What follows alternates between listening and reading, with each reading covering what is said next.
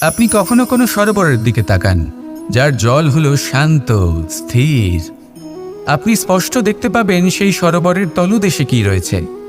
তাতে সাঁতরে বেড়াচ্ছে সুন্দর মাছ, চকচকে কিছু পাথর, স্বর্ণরূপী বালি, সবই আপনি দেখতে পাবেন। কিন্তু যখনই আপনি একটা ছোট্ট পাথর তুলে সেই জলে ছুঁড়ে ফেলবেন, তখন সেই জল বিচলিত হবে, আর সেই স্পষ্টতা ন্যূনতম হয়ে যাবে। তারপর কিছুই স্পষ্টভাবে দেখা যাবে না।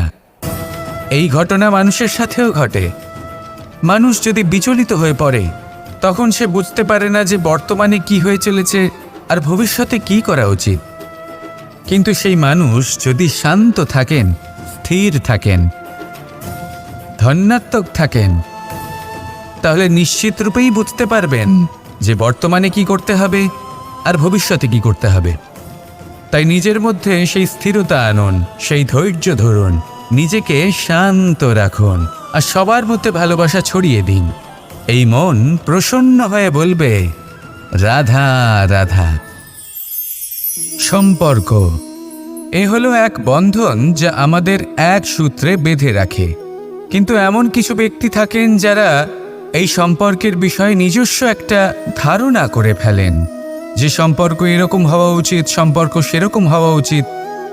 আমি এই সম্পর্কের জন্য কত কিছু করেছি এই ব্যাখ্যা করতে থাকেন, আর তার বদলে অনেক কিছু প্রত্যাশাও করেন। কিন্তু সত্য হলো এটাই যে সব সম্পর্ক একরকমের হয় না, কিন্তু প্রত্যেক সম্পর্কের একটা বিশেষত্ব থাকে। যেমন চোখ আর নাকের এই সম্পর্ককেই দেখুন। চোখের সব থেকে কাছে কে আছে? নাক আছে। কিন্তু এই চোখ দিয়ে এই নাককে আমরা দেখতেই পাই না। তবে কি ধরে নেব এই সম্পর্কের কোনো মূল্য নেই? এমনও নয়।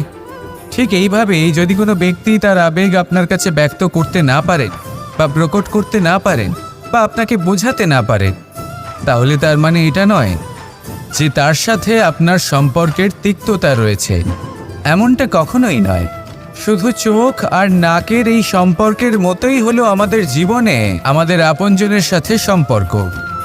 যদি কারোর ব্যবহার আপনার প্রতি অনুচিত হয়, বা যদি কেউ অনুপস্থিত থেকে থাকে, বা কেউ যদি আপনাকে বুঝতে না পারেন, তাহলে তার অর্থ এটা নয় যে আপনি সেই সম্পর্ক ভেঙে ফেলবেন। বুঝুন, আপনার জীবনে তার গুরুত্ব কোথায়, আর তার জীবনে আপনার।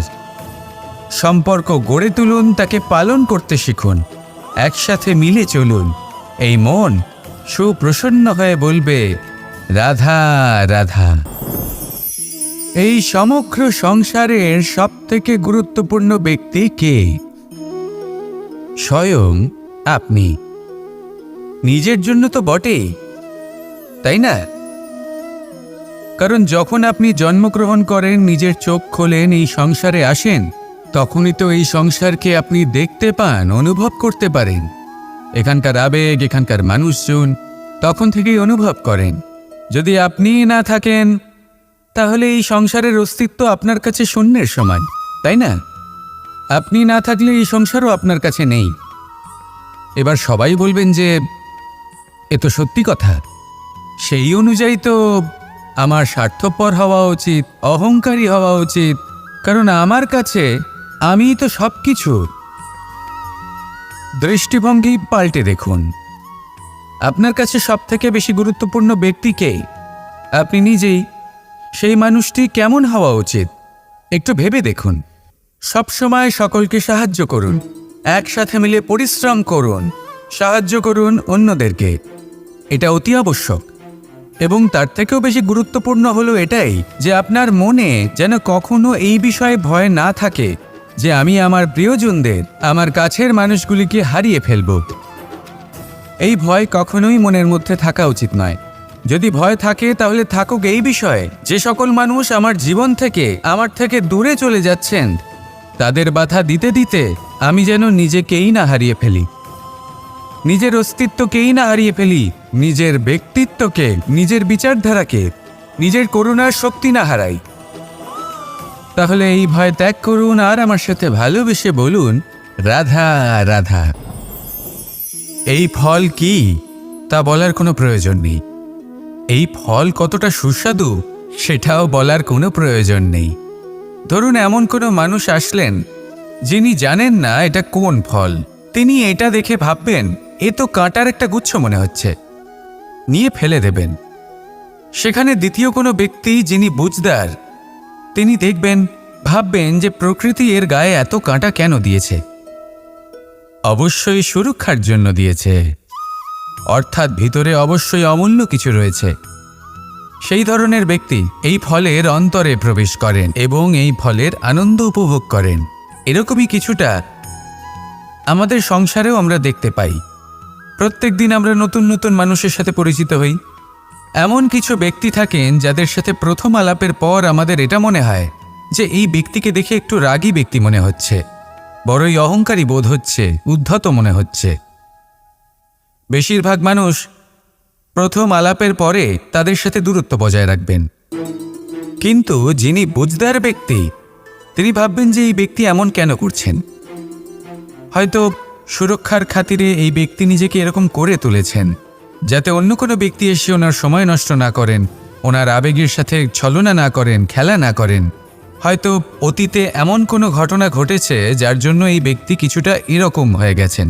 এমনই একজন ব্যক্তি সেই ব্যক্তির মনের গভীর পর্যন্ত পৌঁছতে পারেন আর সেখান থেকে শুভ গুণগুলিকে বাইরে বের করে আনতে পারেন।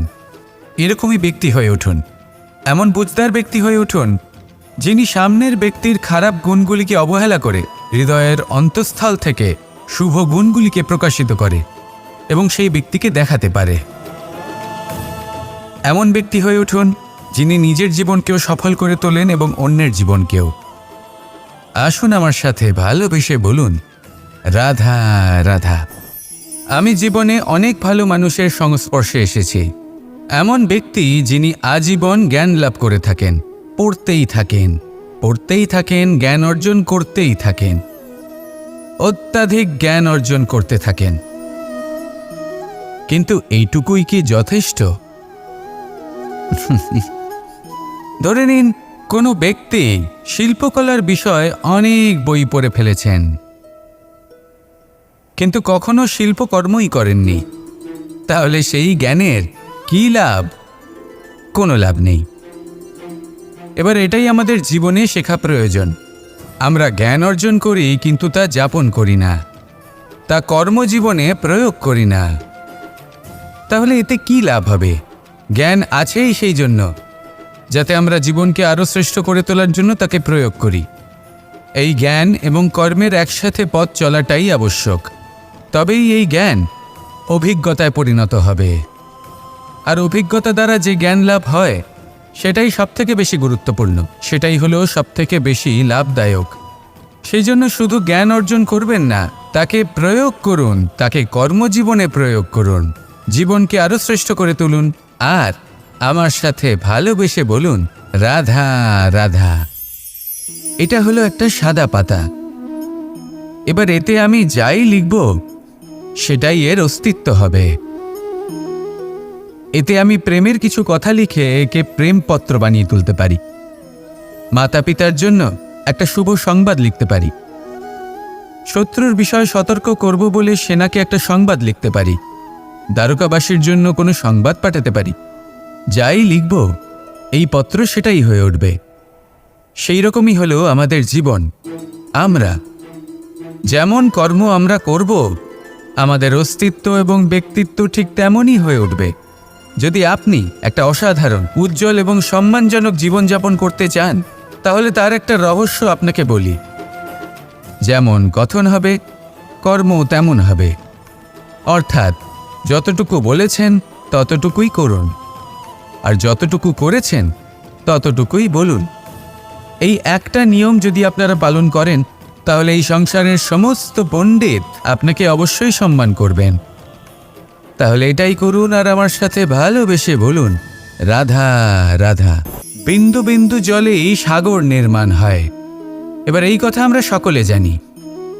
আপনি কি এই কথাটা জানেন যে ছোট ছোট সুখের দ্বারাই বড় সুখ লাভ করা যায়?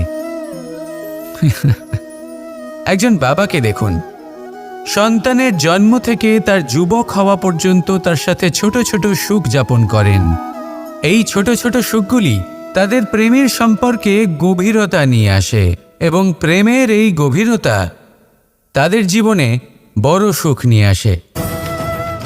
এটা ঠিক সেই রকম যেরকম বিশাল এক সমুদ্রে, গভীর এক সমুদ্রে অমূল্য রত্ন খুঁজে পাওয়া যায়, এটাও ঠিক সেই রকমই। সেই জন্য জীবনে বড় বড় সুখের খোঁজ করতে গিয়ে সময় নষ্ট করবেন না। এই যে ছোট ছোট সুখ আছে, এগুলোকে যাপন করা শুরু করুন, এগুলোর আনন্দ লাভ করুন, এগুলো নিয়ে উৎসব পালন করুন, প্রেমের গভীরতা বুঝুন আর এই গভীর প্রেমে মন নিমজ্জিত করুন। তারপরে দেখুন এই মন আর এই জীবন সুপ্রসন্ন হয়ে বলবে, রাধা রাধা। মানুষের জন্ম কখনো তার ভবিষ্যৎ নির্ধারণ করতে পারে না। হ্যাঁ, ওর জীবনযাত্রা অবশ্যই সুখময় হতে পারে, নির্ভর করে যে ও কোন পরিবারে জন্ম নিচ্ছে, তার পরিবার পরিজন কে হন, তার মাতা পিতা কে হন, তাকে কেমন শিক্ষা দেওয়া হয়েছে, কেমনভাবে পালন করা হচ্ছে। সে কিন্তু কুপাত্রও হতে পারে, আবার সুপাত্রও হতে পারে। কিন্তু সে চলে যাওয়ার পর এই সংসার তাকে মনে রাখবে নাকি না, আর যদি মনেও রাখে তাহলে কিভাবে মনে রাখবে, সেটা নির্ভর করছে তার কর্ম এবং তার নির্বাচনের উপর। ঠিক যেমন বর্ষার এই জলের ফোঁটা যখন মেঘ থেকে ঝরে পড়ে, তখন তার এই নির্বাচন হলো গুরুত্বপূর্ণ, কারণ তার নির্বাচন তার উপর নির্ভর করছে তার ভবিষ্যৎ কেমন হবে। ঝিনুকের মুখে পড়লে মুক্ত হয়ে ওঠে, সাপের মুখে পড়লে বিষ, আর যদি কোনো পাতায় পড়ে তাহলে শিশিরে পরিণত হয়। তাহলে কর্ম এবং নির্বাচন দুটি জীবনে গুরুত্বপূর্ণ। এদের বিষয়ে বিশেষ যত্ন নেবেন এবং আমার সাথে ভালোবেসে বলবেন, রাধা রাধা। আমাদের সকলের কাছে বৃক্ষ অত্যন্ত প্রিয়। আমরা সর্বদাই চাই এই বৃক্ষ যেন সবুজ থাকে, ফুলে ফলে ভরে থাকে, আমাদের ছায়া প্রদান করে, তা যেন সুস্থ থাকে, আমাদের ফল প্রদান করে। আর সেই জন্য আমরা প্রতিদিন সেই বৃক্ষকে জল প্রদান করি। কিন্তু কখনো ভেবে দেখেছেন যে জল তো আমরা বৃক্ষের গোড়ায় দিই, তারপরেও এই জল সেই বৃক্ষের প্রত্যেকটি পাতায় ঠিক পৌঁছে যায়? এটা কিভাবে সম্ভব? কিছুটা এরকমই হলো আমাদের কর্ম। যদি এই পৃথিবীতে থেকে শুদ্ধ মনে সৎকর্ম করেন, এই কর্ম সোজা ঈশ্বরের কাছে গিয়ে পৌঁছয়। যদি শ্রদ্ধাভাব নিয়ে সমর্পিত হয়ে শুদ্ধ চিত্তে আপনি কাউকে সেবা করেন, তা সে মাতা পিতাই হোক, পরিবার হোক, গুরু হোক, পশুপক্ষী হোক বা সমাজ হোক, তাহলে সেটা সোজা ঈশ্বরের চরণে সমর্পিত হয়। সবসময় শুদ্ধ চিত্তে সমর্পিত হয়ে এবং মনে শ্রদ্ধা ভাব নিয়ে কর্ম করুন। ঈশ্বর নিজে থেকেই এর ফল আপনাকে প্রদান করবেন। আসুন আমার সাথে ভালোবেসে বলুন, রাধা রাধা। ইচ্ছে এবং চেষ্টা এই দুই মানুষের মধ্যে আছে, কিন্তু এই দুইয়ের মধ্যে সামঞ্জস্য থাকা খুব প্রয়োজন। আপনার যা ইচ্ছে সেটা পূর্ণ করার জন্য চেষ্টার প্রয়োজন তো অবশ্যই। আপনি যে স্বপ্ন দেখেন সেটা পূর্ণ করার জন্য নিদ্রা ত্যাগ করে চেষ্টা করা অত্যন্ত প্রয়োজনীয়, নয়তো এই স্বপ্ন কখনোই পূর্ণ হবে না। যদি আপনি কোনো প্রশ্নের উত্তর চান তাহলেও আপনাকে চেষ্টা করতেই হবে। জীবনে যদি সামনে এগোতে হয় তাহলে পাকে কষ্ট দিয়ে সামনে এগোতে হবে, চেষ্টা অবশ্যই করতে হবে। যদি আপনি চেষ্টা না করেন, পরিশ্রম না করেন, তাহলে এই সংসার আপনাকে পেছনে ফেলে সামনে এগিয়ে যাবে। নিজের ইচ্ছেগুলিকে মন থেকে বাস্তবে আনুন আর চেষ্টার দ্বারা তাকে সার্থক করুন। এই মন প্রসন্ন হয়ে বলবে, রাধা রাধা। মানুষ ছোট হোক বা বড়, রাজা হোক বা দরিদ্র, সমস্ত মানুষের মধ্যে একটা সামঞ্জস্য থাকে। সমস্ত মানুষের কাছে তার প্রশংসা অত্যন্ত গুরুত্বপূর্ণ।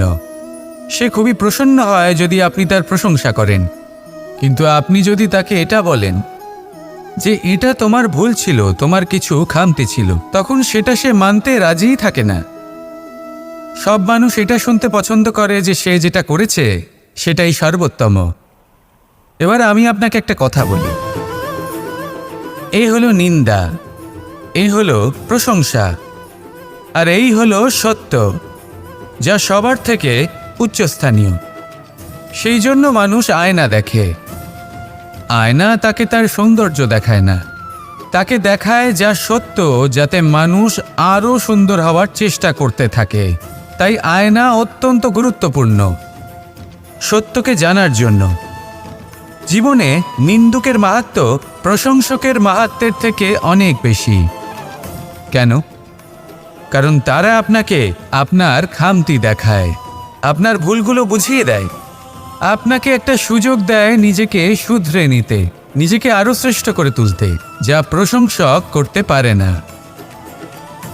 তাই জীবনে যদি কখনো নিন্দা করা হয়, তাকে ভালোবেসে গ্রহণ করুন, ধন্যাত্মক রূপে গ্রহণ করুন। যদি নিজেকে কোনো শিক্ষা দেওয়া সম্ভব হয় তাহলে অবশ্যই দিন।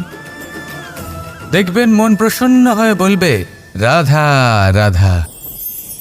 জীবনে কখনো সাফল্য আসে, আবার কখনো অসফলতা, কখনো আশা পাওয়া যায়, কখনো নিরাশা, কখনো জয়লাভ করি, আবার কখনো পরাজয়।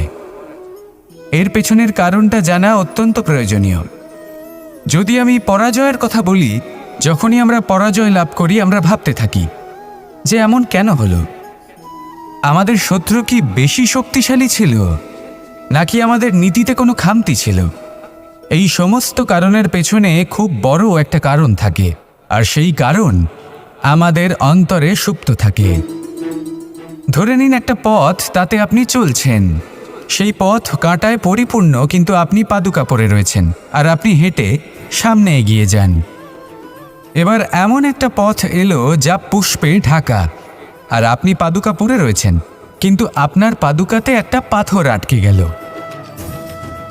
তখন দু পা হাঁটাও খুব কঠিন হয়ে পড়ে। এই সংসারের যে কোনো শক্তি আপনাকে পরাস্ত করার পূর্বে আপনি জানেন কে আপনাকে পরাস্ত করতে পারে? আপনার অন্তরের দুর্বলতা, আপনার অন্তরের সেই সুপ্ত শত্রু। আর সেই জন্য ইতিবাচক মনোভাব গুরুত্বপূর্ণ হয়ে পড়ে। ভালো মানুষদের সাথে থাকুন, সৎসঙ্গে থাকুন, বন্ধুত্ব করুন, ভালোবাসুন। এই ভালোবাসা এত শক্তিশালী এক অস্ত্র যাকে ব্রহ্মাস্ত্রও পরাস্ত করতে পারে না। এই সমস্যারূপী পাথর কিছুই নয়। আসুন আমার সাথে ভালোবেসে বলুন, রাধা রাধা।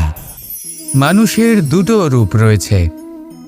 এক, আমাদের এই মুখ, যা শুধুই চোখে দেখা যায়, আর দ্বিতীয় আমাদের এই মন, যা শুধুমাত্র অন্তরাত্মা দ্বারা দেখা যায়। এবার আমাদের এই মুখ, তা ঈশ্বর সকলকেই আগে থেকেই প্রদান করেছেন, কিন্তু এই মন কেমন হবে তা আমাদের জীবনের অনুভূতি এবং আমাদের জীবনের লক্ষ্য এগুলি সুনিশ্চিত করে। অর্থাৎ নেত্র দিয়ে দেখা যায় আমাদের এই মুখ, তা শুধুই এই কারণে প্রয়োজন যাতে সংসার আমাদের দেখতে পায়, আমাদের চিনতে পারে। কিন্তু যদি এই সংসারে আপনি প্রকৃত অর্থে মান সম্মান লাভ করতে চান, তাহলে নিজের অন্তরাত্মাকে আপনাকে বিকশিত করতেই হবে। দেখুন, কথায় আছে এই যে অসুর, তা শারীরিকভাবে উপস্থিত নয়, তা মনের মধ্যে থাকে। যদি এই মন থেকে অসুরকে বের করে দেওয়া যায়, তাহলে শরীরে তা উপস্থিত থাকবেই না। তাই মনকে শুদ্ধ করুন আর আমার সাথে ভালোবেসে বলুন, রাধা রাধা।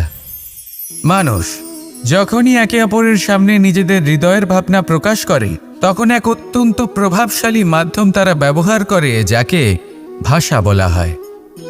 এবার আমি দেখেছি যে একজন মানুষ অনেকগুলো ভাষাতেই নিপুণ।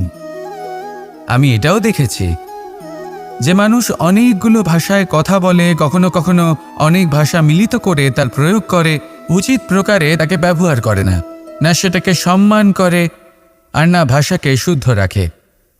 আর এটা হলো অনুচিত। যদি ভাষাকে শুদ্ধ রাখেন, তাহলে ভাষা আপনার চরিত্রকে শুদ্ধ রাখবে, তা আপনার একাগ্রতা বাড়িয়ে তুলবে।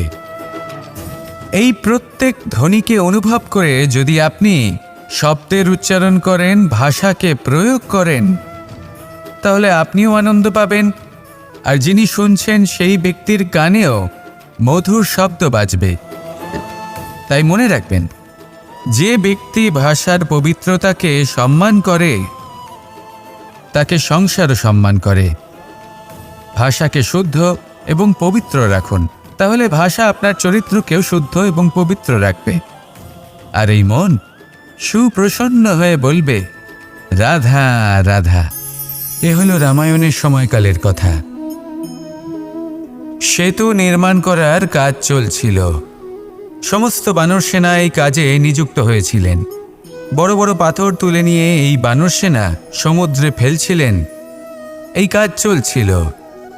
এমন সময় ছোট্ট একটা কাঠবিড়ালি এলো।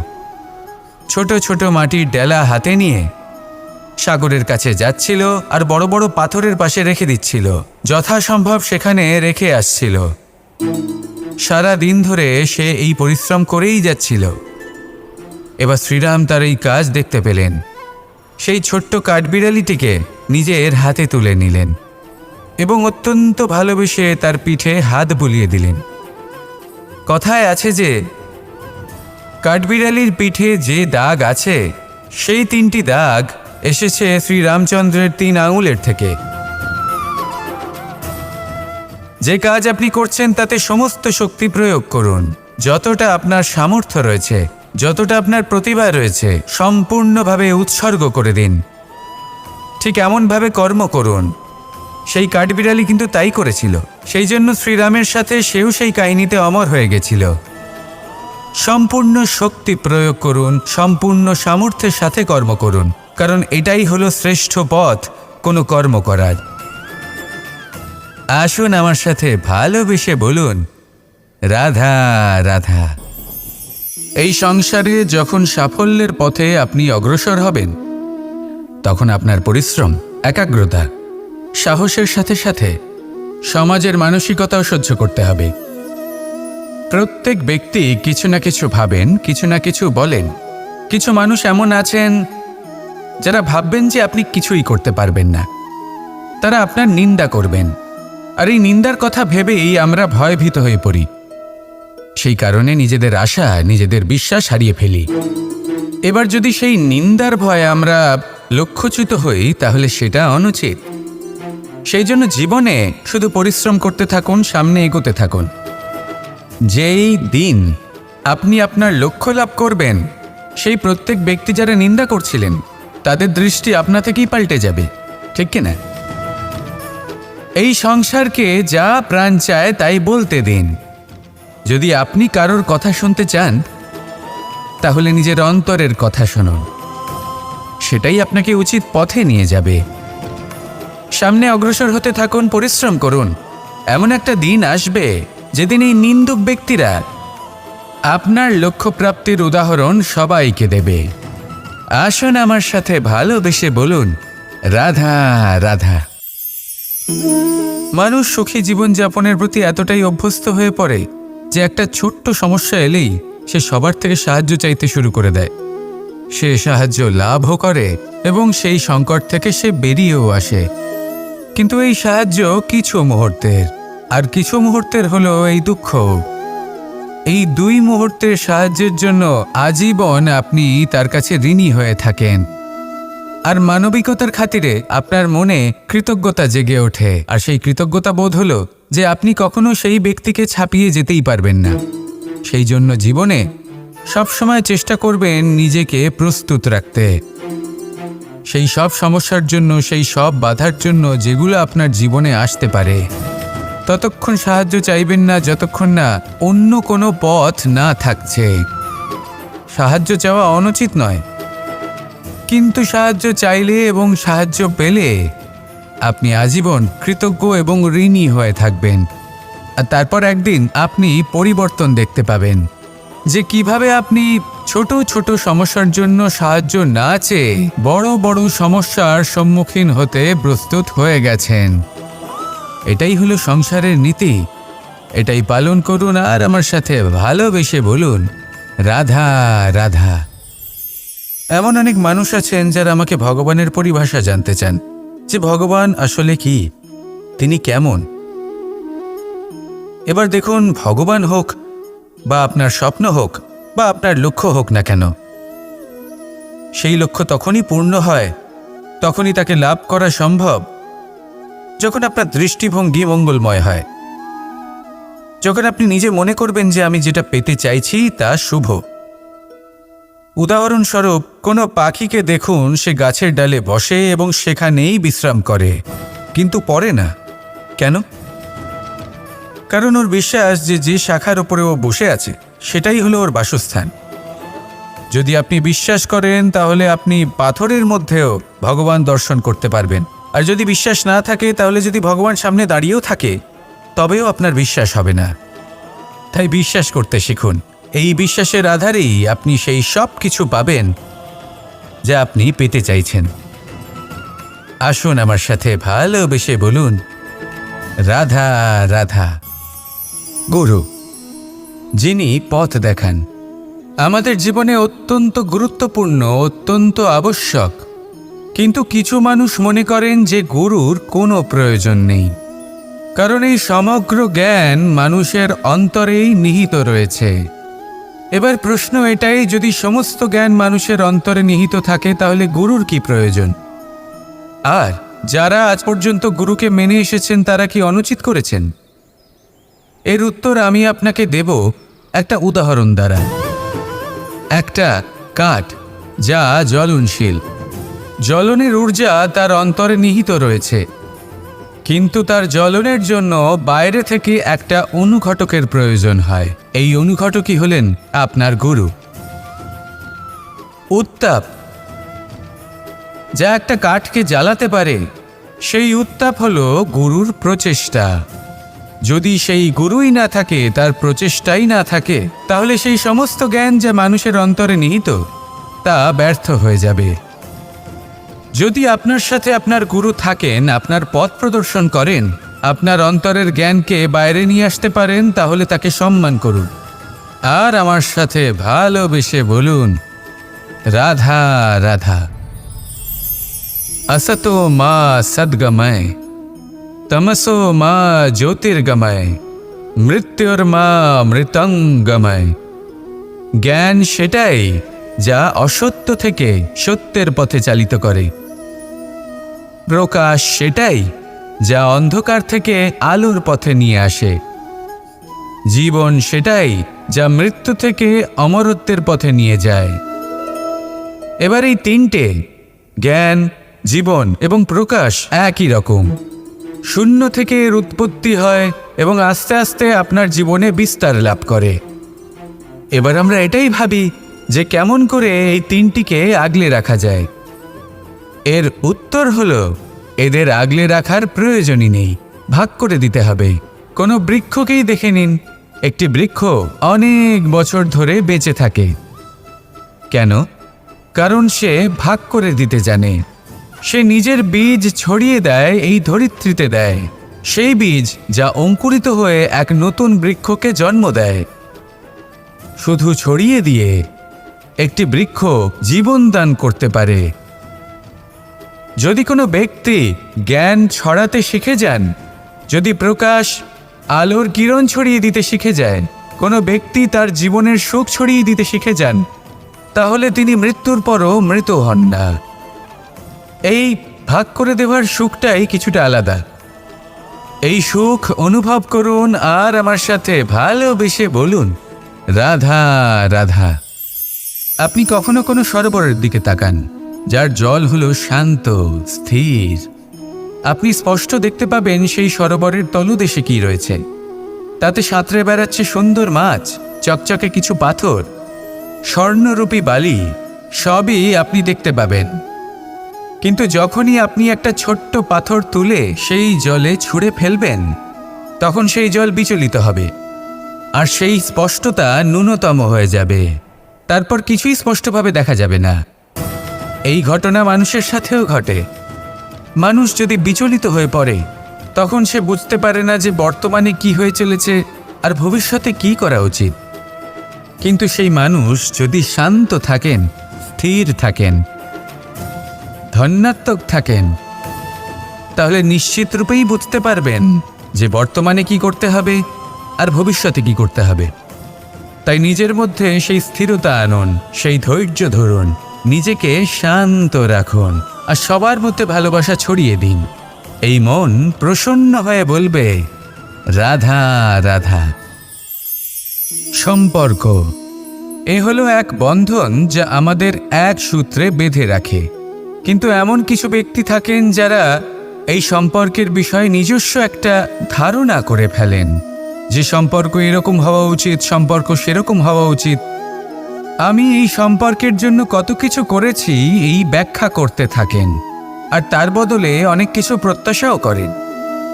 কিন্তু সত্য হলো এটাই যে সব সম্পর্ক একরকমের হয় না, কিন্তু প্রত্যেক সম্পর্কের একটা বিশেষত্ব থাকে। যেমন চোখ আর নাকের এই সম্পর্ককেই দেখুন।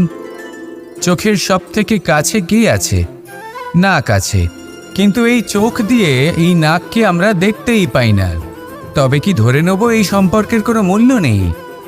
এমনও নয়। ঠিক এইভাবেই যদি কোনো ব্যক্তি তার আবেগ আপনার কাছে ব্যক্ত করতে না পারেন বা প্রকট করতে না পারেন বা আপনাকে বোঝাতে না পারেন, তাহলে তার মানে এটা নয় যে তার সাথে আপনার সম্পর্কের তিক্ততা রয়েছে। এমনটা কখনোই নয়।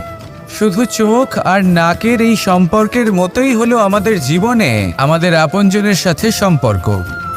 যদি কারোর ব্যবহার আপনার প্রতি অনুচিত হয় বা যদি কেউ অনুপস্থিত থেকে থাকে বা কেউ যদি আপনাকে বুঝতে না পারেন, তাহলে তার অর্থ এটা নয় যে আপনি সেই সম্পর্ক ভেঙে ফেলবেন। বুঝুন, আপনার জীবনে তার গুরুত্ব কোথায় আর তার জীবনে আপনার। সম্পর্ক গড়ে তুলুন, তাকে পালন করতে শিখুন, একসাথে মিলে চলুন।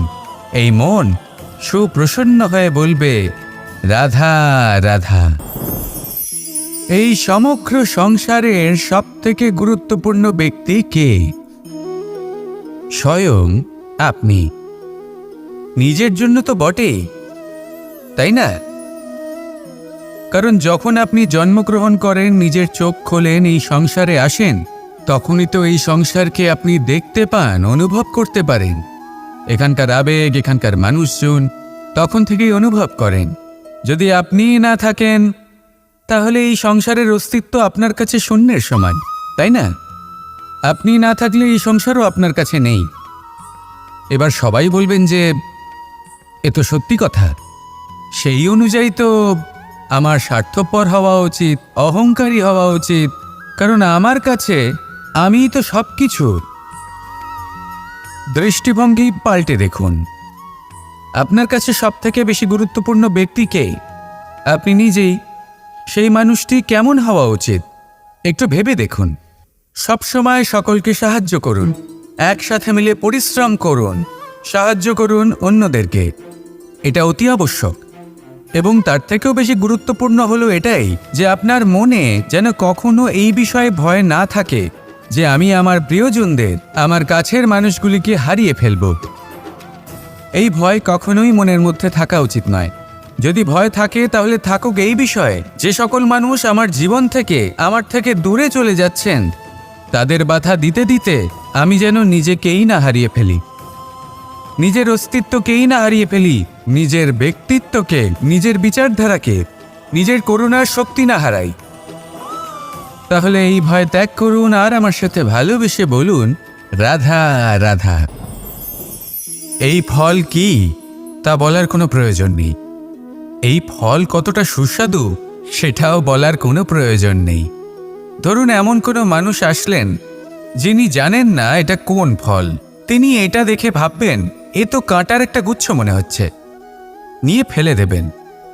সেখানে দ্বিতীয় কোনো ব্যক্তি যিনি বুঝদার, তিনি দেখবেন, ভাববেন যে প্রকৃতি এর গায়ে এত কাঁটা কেন দিয়েছে? অবশ্যই সুরক্ষার জন্য দিয়েছে, অর্থাৎ ভিতরে অবশ্যই অমূল্য কিছু রয়েছে। সেই ধরনের ব্যক্তি এই ফলের অন্তরে প্রবেশ করেন এবং এই ফলের আনন্দ উপভোগ করেন। এরকমই কিছুটা আমাদের সংসারেও আমরা দেখতে পাই। প্রত্যেক দিন আমরা নতুন নতুন মানুষের সাথে পরিচিত হই। এমন কিছু ব্যক্তি থাকেন যাদের সাথে প্রথম আলাপের পর আমাদের এটা মনে হয় যে এই ব্যক্তিকে দেখে একটু রাগী ব্যক্তি মনে হচ্ছে, বড়ই অহংকারী বোধ হচ্ছে, উদ্ধত মনে হচ্ছে। বেশিরভাগ মানুষ প্রথম আলাপের পরে তাদের সাথে দূরত্ব বজায় রাখবেন। কিন্তু যিনি বুঝদার ব্যক্তি, তিনি ভাববেন যে এই ব্যক্তি এমন কেন করছেন। হয়তো সুরক্ষার খাতিরে এই ব্যক্তি নিজেকে এরকম করে তুলেছেন যাতে অন্য কোনো ব্যক্তি এসে ওনার সময় নষ্ট না করেন, ওনার আবেগের সাথে ছলনা না করেন, খেলা না করেন। হয়তো অতীতে এমন কোনো ঘটনা ঘটেছে যার জন্য এই ব্যক্তি কিছুটা এরকম হয়ে গেছেন। এমনই একজন ব্যক্তি সেই ব্যক্তির মনের গভীর পর্যন্ত পৌঁছতে পারেন আর সেখান থেকে শুভ গুণগুলিকে বাইরে বের করে আনতে পারেন। এরকমই ব্যক্তি হয়ে উঠুন, এমন বুঝদার ব্যক্তি হয়ে উঠুন যিনি সামনের ব্যক্তির খারাপ গুণগুলিকে অবহেলা করে হৃদয়ের অন্তঃস্থল থেকে শুভ গুণগুলিকে প্রকাশিত করে এবং সেই ব্যক্তিকে দেখাতে পারে। এমন ব্যক্তি হয়ে উঠুন যিনি নিজের জীবনকেও সফল করে তোলেন এবং অন্যের জীবনকেও। আসুন আমার সাথে ভালোবেসে বলুন, রাধা রাধা। আমি জীবনে অনেক ভালো মানুষের সংস্পর্শে এসেছি। এমন ব্যক্তি যিনি আজীবন জ্ঞান লাভ করে থাকেন, পড়তেই থাকেন, জ্ঞান অর্জন করতেই থাকেন, অত্যাধিক জ্ঞান অর্জন করতে থাকেন। কিন্তু এইটুকুই কি যথেষ্ট? ধরে নিন কোনো ব্যক্তি শিল্পকলার বিষয়ে অনেক বই পড়ে ফেলেছেন, কিন্তু কখনো শিল্পকর্মই করেননি। তাহলে সেই জ্ঞানের কি লাভ? কোনো লাভ নেই। এবার এটাই আমাদের জীবনে শেখা প্রয়োজন। আমরা জ্ঞান অর্জন করি কিন্তু তা যাপন করি না, তা কর্মজীবনে প্রয়োগ করি না। তাহলে এতে কি লাভ হবে? জ্ঞান আছেই সেই জন্য যাতে আমরা জীবনকে আরও শ্রেষ্ঠ করে তোলার জন্য তাকে প্রয়োগ করি। এই জ্ঞান এবং কর্মের একসাথে পথ চলাটাই আবশ্যক। তবেই এই জ্ঞান অভিজ্ঞতায় পরিণত হবে। আর অভিজ্ঞতা দ্বারা যে জ্ঞান লাভ হয় সেটাই সবথেকে বেশি গুরুত্বপূর্ণ, সেটাই হলো সবথেকে বেশি লাভদায়ক। সেই জন্য শুধু জ্ঞান অর্জন করবেন না, তাকে প্রয়োগ করুন, তাকে কর্মজীবনে প্রয়োগ করুন, জীবনকে আরও শ্রেষ্ঠ করে তুলুন। আর আমার সাথে ভালোবেসে বলুন, রাধা রাধা। এটা হলো একটা সাদা পাতা। এবার এতে আমি যাই লিখব সেটাই এর অস্তিত্ব হবে। এতে আমি প্রেমের কিছু কথা লিখে একে প্রেমপত্র বানিয়ে তুলতে পারি। মাতা পিতার জন্য একটা শুভ সংবাদ লিখতে পারি। শত্রুর বিষয়ে সতর্ক করব বলে সেনাকে একটা সংবাদ লিখতে পারি। দ্বারকাবাসীর জন্য কোনো সংবাদ পাঠাতে পারি। যাই লিখব এই পত্র সেটাই হয়ে উঠবে। সেই রকমই হলো আমাদের জীবন। আমরা যেমন কর্ম আমরা করব, আমাদের অস্তিত্ব এবং ব্যক্তিত্ব ঠিক তেমনই হয়ে উঠবে। যদি আপনি একটা অসাধারণ, উজ্জ্বল এবং সম্মানজনক জীবনযাপন করতে চান, তাহলে তার একটা রহস্য আপনাকে বলি। যেমন কথন হবে, কর্ম তেমন হবে। অর্থাৎ যতটুকু বলেছেন ততটুকুই করুন, আর যতটুকু করেছেন ততটুকুই বলুন। এই একটা নিয়ম যদি আপনারা পালন করেন, তাহলে এই সংসারের সমস্ত পণ্ডিত আপনাকে অবশ্যই সম্মান করবেন। তাহলে এটাই করুন আর আমার সাথে ভালোবেসে বলুন, রাধা রাধা। বিন্দু বিন্দু জলেই সাগর নির্মাণ হয়। এবার এই কথা আমরা সকলে জানি। আপনি কি এই কথাটা জানেন যে ছোট ছোট সুখের দ্বারাই বড় সুখ লাভ করা যায়? একজন বাবাকে দেখুন, সন্তানের জন্ম থেকে তার যুবক হওয়া পর্যন্ত তার সাথে ছোট ছোট সুখ যাপন করেন। এই ছোট ছোট সুখগুলি তাদের প্রেমের সম্পর্কে গভীরতা নিয়ে আসে এবং প্রেমের এই গভীরতা তাদের জীবনে বড় সুখ নিয়ে আসে। এটা ঠিক সেই রকম যেরকম বিশাল এক সমুদ্রে, গভীর এক সমুদ্রে অমূল্য রত্ন খুঁজে পাওয়া যায়। এটাও ঠিক সেই রকমই। সেই জন্য জীবনে বড় বড় সুখের খোঁজ করতে গিয়ে সময় নষ্ট করবেন না। এই যে ছোট ছোট সুখ আছে, এগুলোকে যাপন করা শুরু করুন, এগুলোর আনন্দ লাভ করুন, এগুলো নিয়ে উৎসব পালন করুন। প্রেমের গভীরতা বুঝুন আর এই গভীর প্রেমে মন নিমজ্জিত করুন। তারপরে দেখুন এই মন আর এই জীবন সুপ্রসন্ন হয়ে বলবে, রাধা রাধা। মানুষের জন্ম কখনো তার ভবিষ্যৎ নির্ধারণ করতে পারে না। হ্যাঁ, ওর জীবনযাত্রা অবশ্যই সুখময় হতে পারে। নির্ভর করে যে ও কোন পরিবারে জন্ম নিচ্ছে, তার পরিবার পরিজন কে হন, তার মাতা পিতা কে হন, তাকে কেমন শিক্ষা দেওয়া হয়েছে, কেমনভাবে পালন করা হচ্ছে। সে কিন্তু কুপাত্রও হতে পারে, আবার সুপাত্রও হতে পারে। কিন্তু সে চলে যাওয়ার পর এই সংসার তাকে মনে রাখবে নাকি না? আর যদি মনেও রাখে, তাহলে কিভাবে মনে রাখবে সেটা নির্ভর করছে তার কর্ম এবং তার নির্বাচনের উপর। ঠিক যেমন বর্ষার এই জলের ফোঁটা যখন মেঘ থেকে ঝরে পড়ে, তখন তার এই নির্বাচন হলো গুরুত্বপূর্ণ, কারণ তার নির্বাচন তার উপর নির্ভর করছে তার ভবিষ্যৎ কেমন হবে। ঝিনুকের মুখে পড়লে মুক্ত হয়ে ওঠে, সাপের মুখে পড়লে বিষ, আর যদি কোনো পাতায় পড়ে তাহলে শিশিরে পরিণত হয়। তাহলে কর্ম এবং নির্বাচন দুটি জীবনে গুরুত্বপূর্ণ। এদের বিষয়ে বিশেষ যত্ন নেবেন এবং আমার সাথে ভালোবেসে বলবেন রাধা রাধা।